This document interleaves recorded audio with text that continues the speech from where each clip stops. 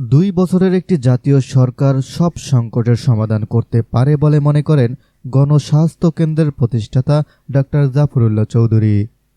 তিনি বলেন, এখন বর্তমান সরকারের দায়িত্ব হবে পদত্যাগ করে জাতীয় সরকারের কাছে ক্ষমতা হস্তান্তর করা, আর জাতীয় সরকারকে সমস্যাগুলো চিহ্নিত করে তা সমাধানের উদ্যোগ নিতে হবে।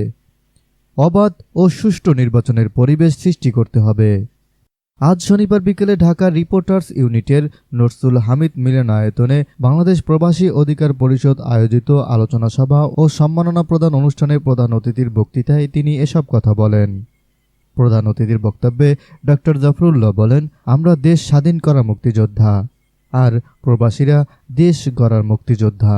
কিন্তু দেশের অন্যান্য নাগরিকের মতো প্রবাসীরাও নানা সমস্যা সংকটে আছেন। বর্তমান সরকার গণতন্ত্রে বিশ্বাসী নয় বলে এ সমস্যা সমাধানে উদ্যোগ নিচ্ছে না।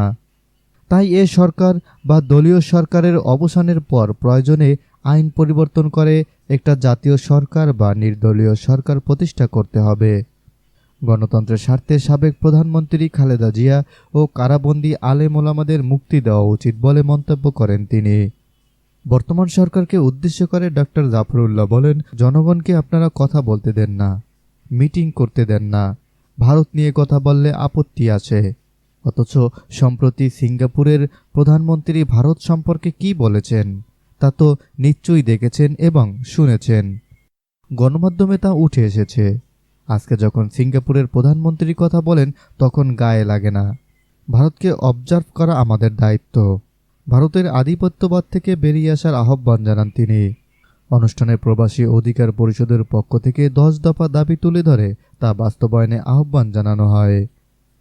Miraj Ahmed, news portal, Dhaka.